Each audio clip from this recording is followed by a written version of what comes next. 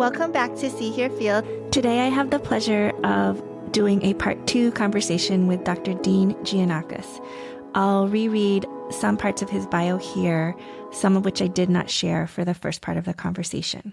Dr. Dean Gianakos, MD, FACP, is currently Chief Academic Officer at Centra Health, a Central Virginia regional healthcare system. Wellness is important to him, and he has been chairman of Centra's Physician Wellness Committee.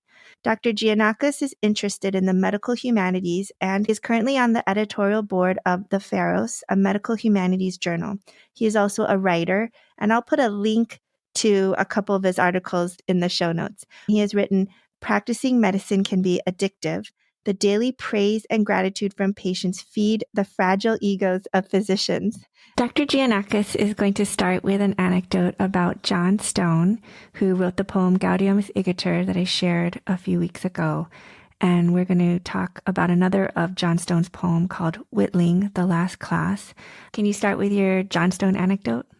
John Stone was amazing. He came to Lynchburg in 2003. So this is what great poets do. They notice things. So he held a seminar for physicians. There were only 4 of us who attended. I escorted him to the seminar room in the hospital. And on our way there, we're in the parking lot, he stops me. He said, "Dean, these ginkgo trees are just knocked down gorgeous." I said, "Dr. Stone, what ginkgo trees?" I've been walking there every day into the hospital. I hadn't even paid any attention to them. Then he immediately pulled out a book of poems that he had written that he was going to give to me. And he directed me to a poem that he wrote about a ginkgo tree and then signed his name below the poem. I'll never forget that. And now I never fail to notice a ginkgo tree. I love that story. There's just so many things that we walk by every day that we just no longer, or maybe never noticed, right? Correct.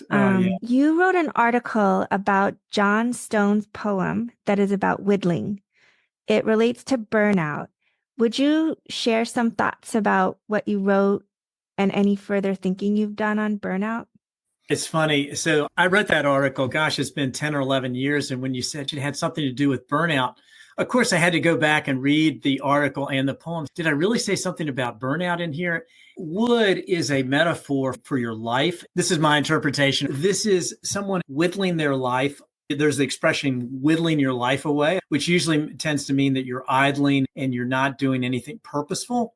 Stone, I think, is trying to say that's valuable. It's also valuable, he says it specifically in the poem, to keep moving, which I love, because in terms of burnout, there are times when you are reflective. There are also times when you really need to keep moving. He says you better keep moving for the reason that life is short. He doesn't use that cliche.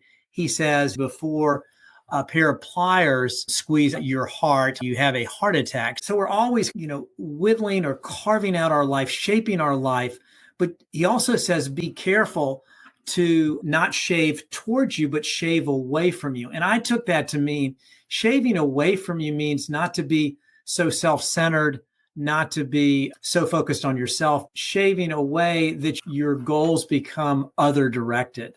Okay, I'm going to move on to a slightly different context. You are involved with the literary journal Pharos. Will you talk a little bit about that? I was an intern in internal medicine at Georgetown. I'd been up all night and I got off early. This particular day, I decided, I'm going to go for a run and really explore the campus. And so I run by this office, Kennedy Institute of Ethics. And I say to myself, oh, this is interesting. This is on the campus, which is at least several hundred yards, maybe further from the hospital. I said, what is going on in this office? Because I was already beginning to experience ethical dilemmas as an intern at the hospital. So I decided, you know what, I'm just going to knock on the door. And this lovely woman answered. I said, I'm curious what goes on in this building. And she says, please come in. The director of the program is in. It's Dr. Edmund Pellegrino, who was at that time one of the most renowned physician ethicists in the world. She shuffles me into his office, and all of a sudden we're in conversation. He said, Dean, are you familiar with the journal? Because I started telling my interest in William Carlos Williams and the Humanities. Are you familiar with the Pharos? I said, no, I don't know anything about it. So that's how I discovered the Pharos. Okay, fast forward maybe 15 years later. I'm now teaching at Lynchburg Family Medicine residency as an internist, former pulmonologist and critical care doctor, loving my career. I said, now's the time maybe to explore even deeper my interest in medical humanities. And so I wrote the editor of the Pharos. His name was Ted Harris. I asked him, would you be interested in having someone review essays for the Pharos? And a wonderful thing happened. He said, yes, with one exception, I'm going to be sending you poems to review. So I decided, okay, I'll dive in. I know a little bit about poetry, not much. He sent me a poem once a month. I would spend a lot of time critiquing the poem. And after 3 years of diligent work, I got this wonderful letter. We would now like you to join the editorial board of the Pharos for your tremendous contributions. I was completely humbled, and the activity itself had been enjoyable to me. The activity itself that had so much meaning for me.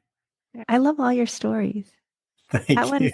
That one's great because it shows in reality, in the real world, it's not always true, but your story does really support the idea that you follow your passion, you follow what you enjoy doing, and then you will be rewarded and find success, whatever that means to each individual. I'm going to tie it back to your question about whittling. The last few lines of the poem, to find a truth that's good enough for you, that resonates with you, that's authentic, that is your own personal journey that you've spent a lifetime finding. Whittling, the last class, that poem, the exact lines are, there's plenty of wood for everyone in you. Go ahead now. May you find in the waiting wood, rough and spoken, what is true or nearly true or true enough. Another favorite question. Okay, what do you think about what I'm saying? That's one of my favorite questions.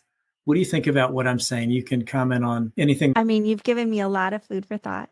And that's partially one of the reasons why I enjoy doing the podcast is since I edit and look through the transcript and listen to it more than once when I'm putting it together, it really makes me rethink over and over again, what are the things that are more crucial if I'm whittling things down. In terms of what I think about what you've said in broad strokes is I find it very inspiring. You've been a physician for decades, right? Maybe because of your interest in poetry and the humanities and writing and your work with the Pharos. You're an intern, and then 15 years later, you work on a poem a month, and then 3 years later, you become part of the editorial board. I find it inspiring that seemingly to me, as an outside listener to your stories, it does show an overall curiosity, right? An overall curiosity to see where your physician work, your interest in literature, poetry, where does that take me? When you reached out to the editor, I think you said his name was Dr. Harris at the time, he said, no, not essays and poems. And you were like, okay, fine. If you were a little bit more closed-minded about it, if you thought, no, then all the poems that you would have read wouldn't have been read, and the eventual position on the editorial board wouldn't have happened. It just seems to me your whole life is permeated by curiosity to see where your job takes you, where your work with a patient takes you, where the Uber driver's story that day takes you. And I'm thinking probably helps prevent you from getting burned out.